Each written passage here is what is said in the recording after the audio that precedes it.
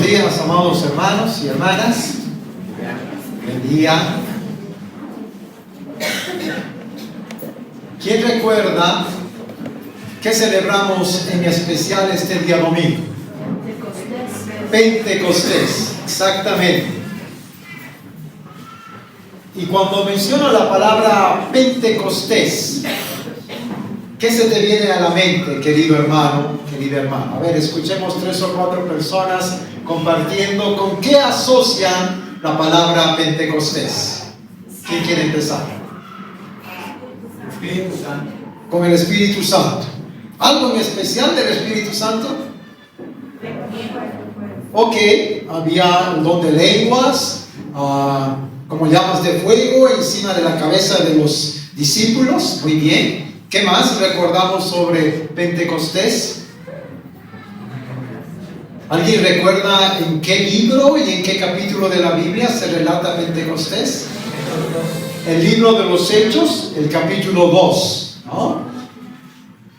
El texto nos cuenta que el número de discípulos que se reunían hasta ese momento era de aproximadamente 120.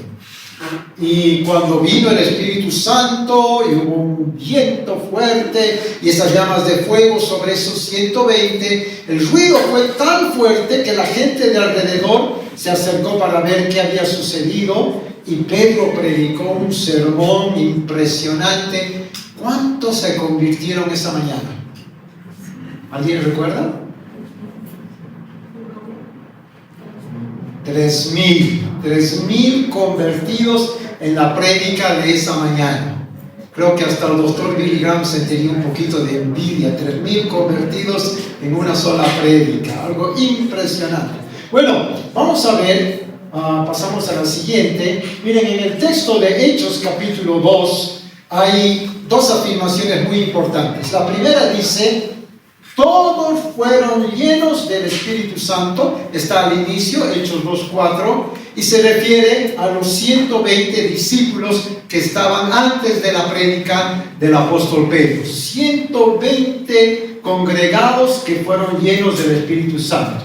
Y al final del capítulo 2, cuando Pedro predica ese tremendo sermón, llega un momento en que les dice a todos los asistentes: ustedes son los responsables, ustedes mandaron a matar al Hijo de Dios. La gente se estremeció con semejante declaración y le preguntaron: entonces, ¿qué haremos? Y la respuesta de Pedro fue: arrepiéntanse y bautícese cada uno de ustedes. Y aquí viene lo que me interesa. Si se arrepienten y si se bautizan, 2 cosas van a suceder. Tiene que ver con la palabra para. Si se arrepienten y se bautizan, para perdón de sus pecados, primera cosa, y segunda, recibirán el don del Espíritu Santo. ¿Por qué quiero empezar mencionando esto? Porque a veces se ha creado un poco de confusión y hay algunas personas que dicen que el bautismo en el Espíritu Santo es una segunda experiencia después de haber recibido a Cristo. Como que el nuevo nacimiento fuera la primera experiencia y el bautismo del Espíritu una segunda experiencia. Pero ¿qué está diciendo Pedro a los 3,000 que esa mañana se arrepintieron? Les dijo: si se arrepienten, hoy mismo van a recibir el perdón y también van a recibir el Espíritu Santo. Así que para nosotros es indudable que en el momento en que experimentamos el nuevo nacimiento, invitamos a Cristo a nuestra vida, el Dios Trino viene a habitar en nosotros: Padre, Hijo y Espíritu Santo. El Espíritu Santo ya está.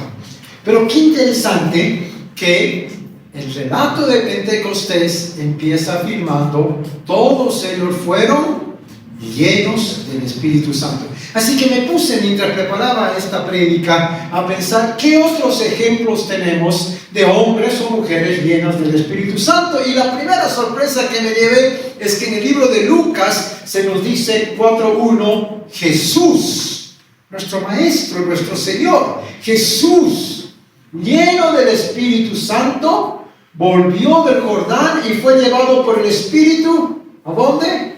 Al desierto. Miren, en ese solo versículo 2 veces se habla del rol del Espíritu en la vida de Jesús. Fue lleno del Espíritu Y fue el propio Espíritu quien lo llevó al desierto. Ahora ustedes saben qué pasó en el desierto. ¿Cuánto tiempo estuvo? 40 días. ¿Y qué caracterizó esos 40 días? La tentación. Uno diría, el Espíritu lo llevó al desierto para luego ser tentado. ¡Wow! Es sorprendente, ¿no es verdad? Pero también se nos dice en Hechos 7:55, Esteban, lleno del Espíritu Santo, fijó la mirada en el cielo y vio la gloria de Dios y a Jesús de pie a la derecha de Dios. Así que si alguna vez nos han preguntado, ¿y por qué a su hijo le han puesto el nombre de Esteban? Ahí está la respuesta. Hechos dice que Esteban, lleno del Espíritu Santo, colocando la mirada en el cielo, vio la gloria de Dios. Esteban fue uno de los 7 diáconos elegidos por la iglesia primitiva. Entonces, llenura del Espíritu Santo es un tema recurrente en los evangelios, en Hechos, y como hemos de ver en la otra cita, vamos ahora, que es la cita que queremos meditar esta mañana, Efesios 5:18 al 21. Miren lo que dice. Esta es una carta del apóstol Pablo a los cristianos en Éfeso. Dice el verso 18, no se emborrachen con vino que lleva al desenfreno. Al contrario, y ahí viene el gran mandato, sean llenos del Espíritu. Anímense unos a otros con salmos, himnos, canciones espirituales. Canten y alaben al Señor con el corazón, dando siempre gracias a Dios el Padre por todo, en el nombre de nuestro Señor Jesucristo. Sométanse unos a otros por reverencia a Cristo. Entonces, ¿se dan cuenta? Verso 18, ser lleno del Espíritu no fue una experiencia solamente de los 120 en Pentecostés, no fue solamente el Señor Jesús o Esteban, es un mandato para que todos nosotros experimentemos la llenura, la plenitud del Espíritu Santo. Muy bien, vamos a la siguiente. ¿Se dieron cuenta que ese verso 18 empieza con un doble mandato? Una cosa que no debemos hacer y una cosa que sí debemos hacer. ¿Qué es lo que no debemos hacer? No se emborrachen, no se emborrachen con vino. ¿Qué es lo que sí debemos hacer? Ser llenos del Espíritu Santo. Ahora, mucha gente diría, qué interesante, no con vino, no se emborrachen, sean llenos del Espíritu. Está hablando de 2 tipos de embriagueces, así que uno está lleno de alcohol y el otro está lleno del Espíritu Santo. ¿Les parece una buena comparación? ¿Y será eso lo que está diciendo el apóstol? ¿Podemos poner en la misma categoría el vino, el alcohol y el Espíritu Santo? Claro que no. Claro que no. Así que, ojo, tratemos de entender bien qué es lo que está queriendo decir el apóstol Pablo. Bueno, Martin Lloyd-Jones, un famoso médico que se dedicó a la predicación, aclara y dice, él como médico, lo que hace el alcohol en una persona es quitar el freno, el autocontrol. Cuando alguien está borracho, han visto que empieza a hacer cosas que nunca haría de sano. Se sube sobre la mesa, cuenta chistes horribles, dice cosas que no debería. Y uno dice, ¿qué le pasó?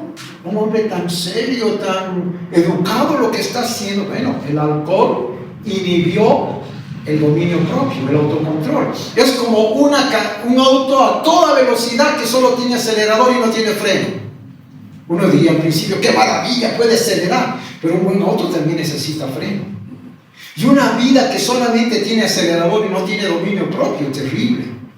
Y por eso dice el texto, no se emborrachen, ya sea vino, alcohol, pónganle whisky, chicha, la bebida que quieran, no se emborrachen porque eso, ¿a dónde lleva? Al desenfreno.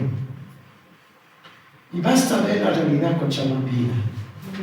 ¿Cuántos hogares destruidos por alguien alcohólico en ese hogar? La vida de tantos jóvenes. Me acuerdo de esa señorita que un día me confesó y me dijo, Igor, salí de esa fiesta de ¿cómo se llama antes del carnaval? De las madres, comadres. Una fiesta de comadres, un embarazo no deseado, y mira lo que estoy cargando ahora. Con razón dice Pablo, no se emborrachen, que lleva al desenfreno. Entonces, tenemos que reconocer que la consecuencia de estar borracho es el desenfreno, mientras que el resultado del fruto del Espíritu Santo es el dominio propio, es el control. Gálatas 5:23 dice que el fruto del Espíritu es dominio, es control. Pasemos a la otra donde está más claro. Miren esta cita de John Stott. El alcohol transforma a la persona en un animal sin control. La llenura del Espíritu Santo transforma al cristiano a la imagen de Cristo. Amén. Qué gran diferencia, ¿no? Uno, desenfreno total, caos, anarquía. El otro, la semejanza a Cristo. Eso es lo que en realidad todos nosotros como cristianos anhelamos. ¿Cuál es el signo de la madurez cristiana? La imagen de Cristo reflejada en tu vida. Y solamente posible a través de la llenura del Espíritu Santo. Muy bien, miren que el texto está claramente escrito. Un doble mandamiento: no se emborrachen, sean llenos del Espíritu Santo. Inmediatamente después va a hablar de 4 claras consecuencias o evidencias de la llenura del Espíritu Santo. Y es muy interesante ver que las 4 consecuencias tienen que ver con relaciones interpersonales. Ayúdenme, vamos leyendo juntos. Dice: animándose unos a otros con salmos, cantando y alabando al Señor, dando siempre gracias a Dios el Padre y sometiéndose unos a otros. A los estudiosos del griego dicen que en el texto, en el español, como que se pierde el sentido, pero en el griego es muy claro. Resultado de ser lleno del Espíritu Santo, vamos a animarnos, vamos a cantar, vamos a dar gracias a Dios y vamos a someternos unos a otros. Estas 4 cosas, sin la llenura del Espíritu Santo, imposibles. No se puede experimentar. La condición, el requisito básico es la llenura del Espíritu Santo. Y ahora observen, ayúdenme. ¿Cómo podríamos clasificar estas 4 si pensamos que son relaciones interpersonales? Por ejemplo, animándose unos a otros, la primera, y la cuarta, sometiéndose unos a otros. ¿Qué tienen en común? ¿Qué tienen en común? Está hablando de unos a otros, está hablando de la relación horizontal. Tú con el prójimo, tu familia, tus compañeros de trabajo, los hermanos de la iglesia, la relación horizontal. ¿Qué tienen en común el segundo y tercero? Cantando y alabando al Señor, dando siempre gracias a Dios el Padre. ¿Qué tienen en común? ¿Perdón? Exacto, es la relación vertical, porque está hablando al Señor, está hablando de Dios el Padre. Entonces, la estructura es muy clara. Pablo lo tiene muy ordenadito para que no lo olvidemos. Vamos a la siguiente. Está hablando de que hay 2 resultados en la dimensión vertical y 2 resultados en la relación horizontal. ¿Cuáles son los 2 resultados en la relación vertical? Cantando y alabando al Señor con el corazón, y el otro dice, dando siempre gracias a Dios el Padre. Muy bien. Hemos tenido un hermoso tiempo de alabanza esta mañana, ¿no es verdad? Precioso. Pues déjenme decir que la alabanza a Dios, y sobre todo la alabanza genuina, es resultado de la llenura del Espíritu Santo. El Espíritu Santo vino para dar testimonio de Jesucristo. Y cada vez que le alabamos genuinamente, es obra del Espíritu en medio nuestro. Creo que nuestro anhelo cada domingo, cada servicio que tenemos, es que la alabanza no solamente sea bonita, agradable, buenos instrumentos musicales, sobre todo que sea del corazón, cantando y alabando al Señor con el corazón. Así que la alabanza es un resultado. El segundo dice, dando siempre gracias a Dios el Padre por todo. Pregunto, ¿hay algo en este mandamiento que le llama la atención? Por ejemplo, Creo que para todos es fácil dar gracias a Dios cuando nos va bien en todo. Pero cuando hay enfermedad, cuando hay desempleo, cuando hay tremendos conflictos en casa, ¿damos gracias a Dios? Miren que el texto dice, dando siempre gracias a Dios el Padre por todo. Qué énfasis, ¿no? Siempre por todo. Siempre, no hay excepciones, por todo, en todas las ocasiones. Pregunto, ¿es posible hacerlo así? Dando siempre gracias a Dios por todo. Pues si somos honestos, tenemos que reconocer que muchas veces ninguna motivación de dar gracias. Estoy leyendo un libro de una autora de nombre Anne Bonskam que me ha impactado mucho. Es la esposa de un granjero. Ella dice, no tengo ningún título rimbombante para presentarle. Mi título es madre de 6 hijos y esposa de un granjero. Pero qué cosas tan profundas las que dice. En uno de los capítulos, en su libro Un millar de regalos, ella analiza y dice, ¿saben ustedes cuál fue el primer pecado? Incluso antes de Adán y Eva hubo un primer pecado. Y fue el pecado de Lucifer, de la luz bella, del ángel precioso, con mucha autoridad, que no estuvo contento con estar por debajo de Dios. No tuvo un corazón de gratitud. Quiso ser algo más y se rebeló ante Dios. Y ahí vino la caída de Lucifer, que se convirtió en Satanás. Y esta autora dice, el corazón desagradecido fue el primer pecado. Y saben, obviamente dar gracias a Dios cuando las cosas salen mal es una expresión de confianza y dependencia en Dios. Que ese mal momento no es eterno. Que Dios puede utilizar ese obstáculo para quebrantar tu vida y humillarte. Y que Dios puede utilizar eso para transformar tu carácter a la semejanza de Cristo. Dar gracias a Dios siempre y en todo solo es posible cuando vivimos la plenitud del Espíritu Santo en nuestra vida. Veamos ahora los 2 resultados horizontales. Miren, qué interesante. Dice el apóstol, animándose unos a otros. ¿Y de qué manera? Con salmos, con himnos, con canciones espirituales. Ahora, uno diría, esa segunda frase, salmos, himnos, canciones espirituales, más parece la forma en que deberíamos alabar a Dios, ¿no es verdad? ¿Cómo alabamos a Dios? Con salmos, con cánticos. Pero dice Pablo, anímense unos a otros con salmos. 2 cosas muy claras. Está dando por sentado que entre la congregación va a haber momentos de desánimo, va a haber momentos de profunda tristeza y depresión. ¿Debemos sentirnos avergonzados por eso? De ninguna manera. Es parte de la realidad humana.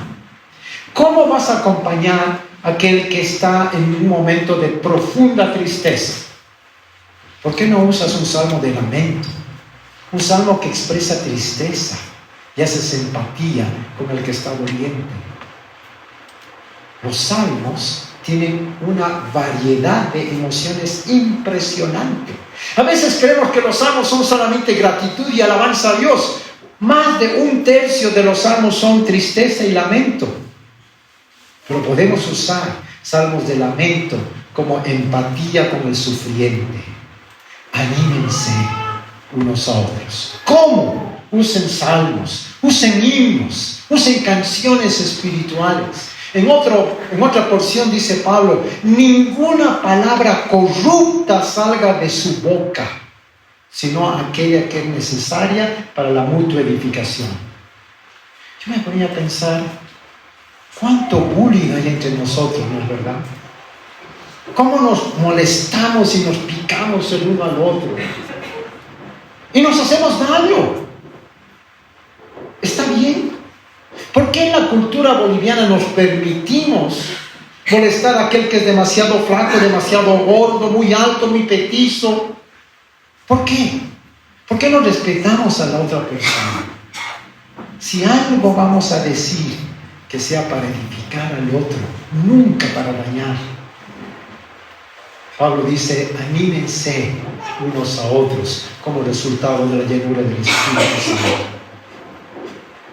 Pero miren el último requisito, más bien la última señal de ser lleno del Espíritu.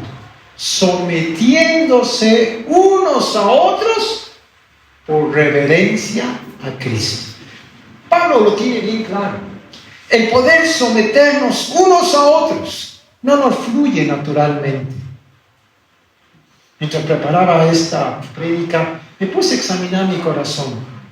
Digo, ¿tú estás dispuesto a someterte? Tengo que reconocer que no. Quiero someter a otros, pero someterme yo no. Porque implica una renuncia a mi yo, un quebranto. Y eso es lo que está diciendo el apóstol, sometiéndose unos a otros por el temor a Cristo. Quiero pedirles hacer algo muy rápido, pero ayúdenme. Dejemos un momentito el PowerPoint y vamos a nuestras Biblias impresas, ¿les parece? Busquemos el texto que estamos estudiando, Efesios 5:21. A propósito, ¿cuántos han venido esta mañana con su Biblia? A ver, bien en alto pongan su Biblia. ¡Wow! ¡Qué impresionante! Pastor Nano, en el primer culto habían más Biblias, evidentemente. En este segundo, bueno, ya saquen su celular. Yo sé que me están diciendo, en mi celular está el texto bíblico. Bien, saquen. Tienen autorización de leer Efesios 5 en su celular, pero por favor no se vayan a otras aplicaciones, redes sociales. Vamos a ver Efesios 5. Ahora, acabamos de leer el verso 21. ¿Alguien quiere leer el verso 22?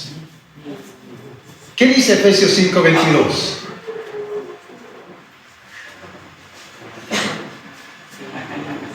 No hay Biblias, ninguna mujer que quiera leer, mejor una mujer. Adelante. Ok, el verso 22. Para las esposas, eso significa, sométanse cada una a su marido como al Señor. Ok, gracias. ¿Cuántos sermones hemos... A ver qué dijeron allá atrás, compartan el chiste. Amén. ¿Era mujer o era hombre?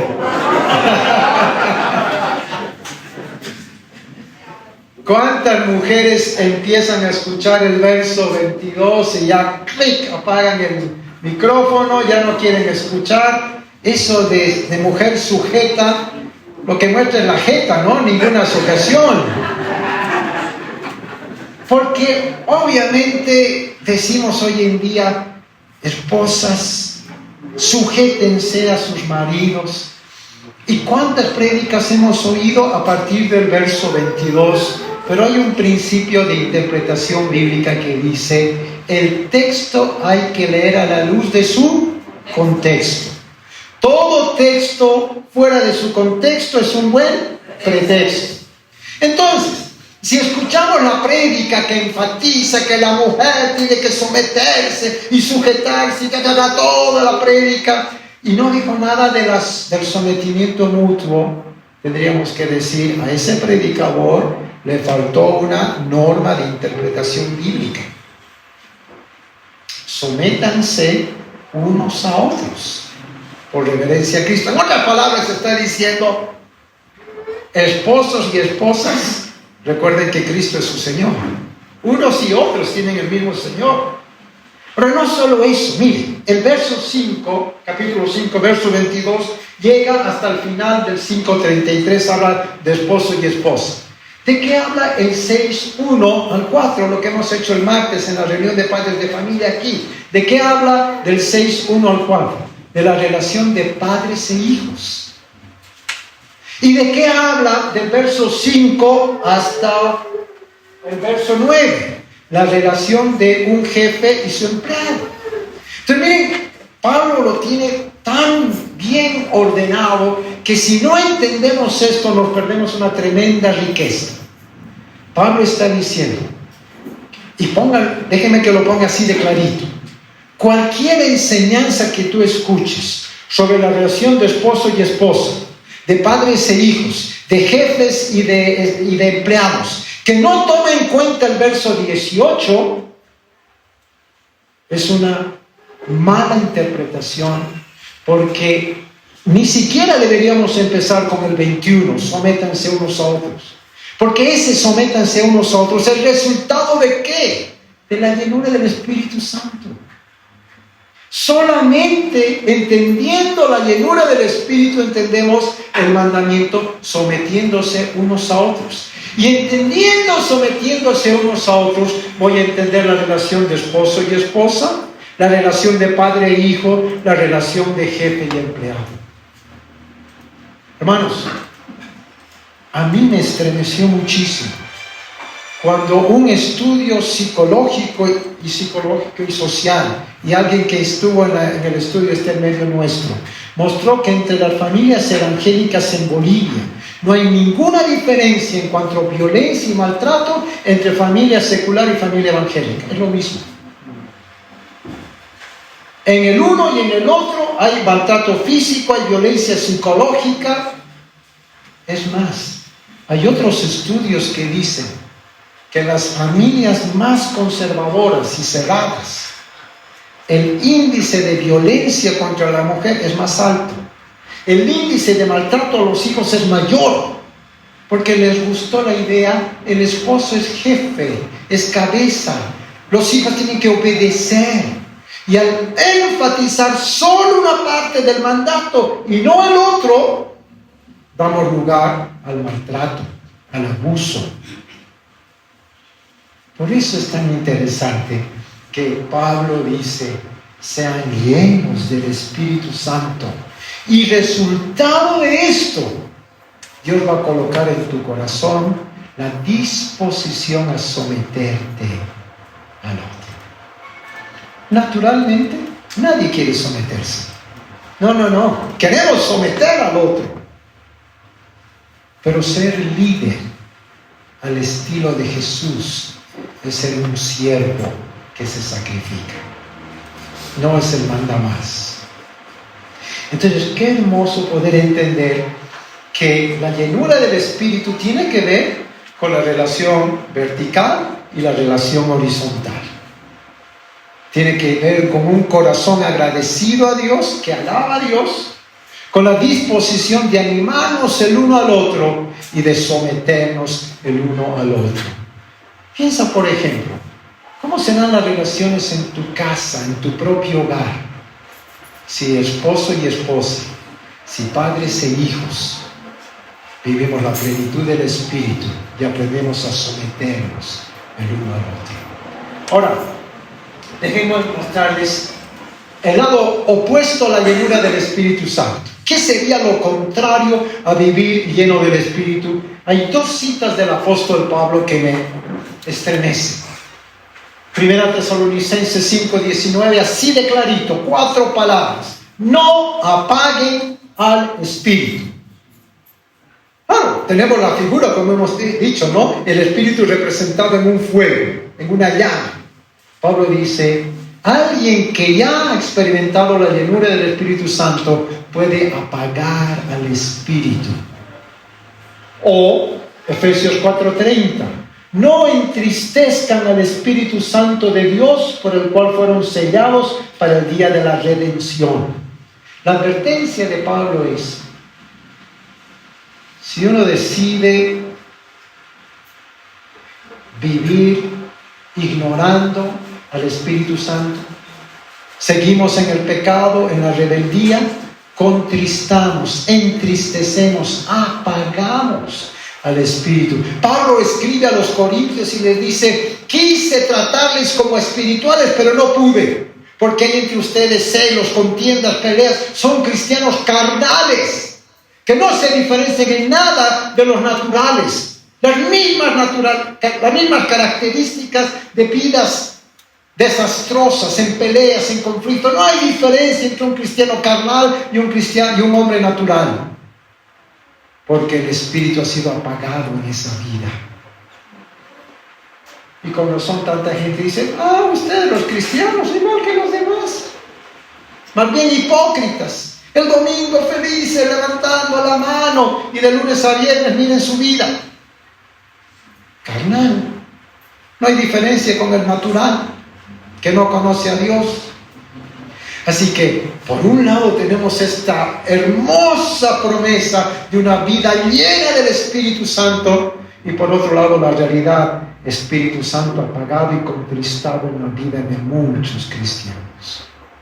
Así que nos hacemos la pregunta, ¿cómo puedo experimentar, cómo puedo ser lleno del Espíritu Santo? Y voy a decirles solamente dos cosas muy sencillas para no complicar. La primera es, confiesa cualquier pecado que esté apagando al Espíritu Santo en tu vida. Ahora, ustedes estarán de acuerdo conmigo, muchas veces ese pecado es evidente. Tú lo sabes, tú lo tienes claro. Es que parte de la tarea del Espíritu Santo es revelarnos de justicia, juicio y pecado. Pero ¿saben? A veces tenemos una venda en los ojos y nos miramos a nosotros, no, ningún pecado, yo más bien soy un modelo. Ahí necesitamos el discernimiento, que el Señor nos quite esa venda de los ojos y aprender la oración espiritual desde abajo. Yo soy pecador, yo te necesito, Señor. Así que confesar algún pecado que esté apagando el Espíritu implica también la disposición de decirle, Señor, revélame. Como oraría el salmista, examíname, oh Dios, y ve si en mí hay camino de perversidad. ¿Quién sabe? Nos creemos mucho más espirituales y santos de lo que en realidad somos. Y necesitamos el examen, el discernimiento, la mirada profunda de Dios en nuestra vida. Y una vez que has confesado, debes pedir que el Espíritu Santo llene tu vida. Implica, cede el control de tu vida a Dios mismo. Me gusta esa imagen, ¿no? Seguramente han visto ese dibujo de una silla que representa el trono, y hay dos opciones. En el trono está tu yo, o está el Espíritu Santo y está Dios. Y parece que como buenos bolivianos nos gusta darle golpe de estado al Señor, ¿no? Eliminamos al Espíritu Santo y vuelve el yo a estar controlando la vida. Pero el desafío es, porque tú mismo te has dado cuenta, cuando controlas tu vida en tus propias fuerzas, el resultado es triste, es malo. Pero podemos cambiar, podemos hacer un alto. Podemos arrepentirnos, confesar y decir, Espíritu de Dios, toma control de mi vida. Produce este efecto de relaciones interpersonales totalmente saludables. Porque si tú tomas el control, realmente la historia es diferente.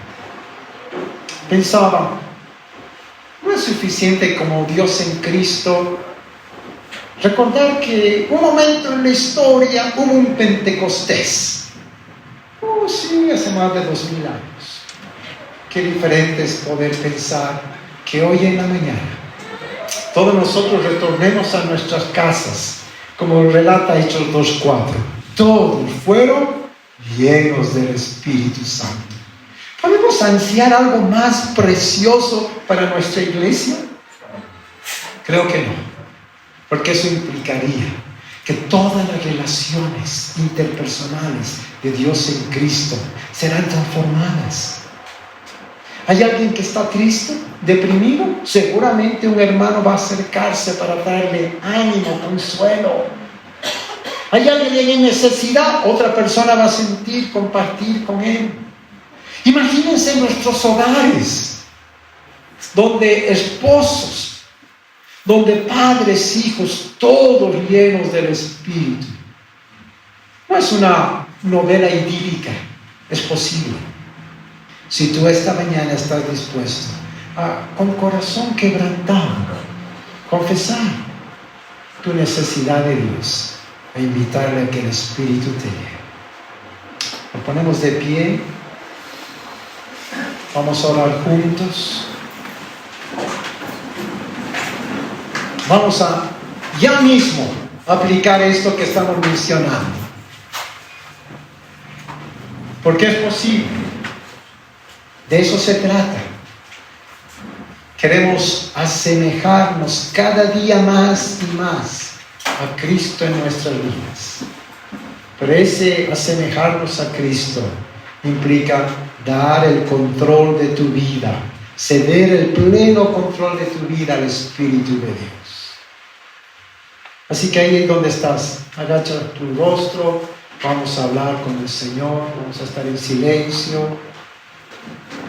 Este silencio es tiempito para decirle que el Espíritu de Dios nos traiga claridad de qué tipo de pecado tenemos que confesar. Que saque las vendas de nuestros ojos y nos permita reconocer: hay pecado, hay que confesar. Que el arrepentimiento traiga la invitación a que el Espíritu mismo tome pleno control de tu vida.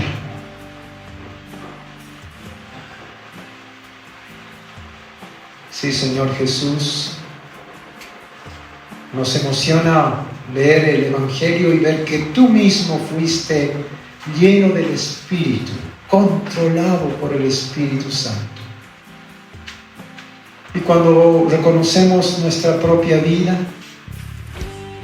nuestras relaciones interpersonales, solo nos queda confesarte, Señor, que no hemos dado la talla, no hemos dado la medida. Te confesamos, Señor, cuánto nos cuesta someternos el uno al otro. Te confesamos nuestra indiferencia ante el dolor del prójimo, del hermano. Perdónanos, Señor. Y ahora que sea tu Espíritu que tome el control y el dominio de nuestras vidas.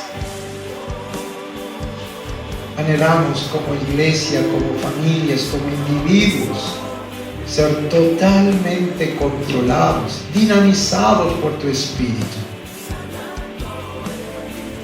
Y que toda la gloria sea solo para ti. Sabemos que esa es tu tarea, Espíritu Santo, convencernos de justicia, de juicio y de pecado. Hazlo, Señor. Trae convicción genuina en nuestros corazones.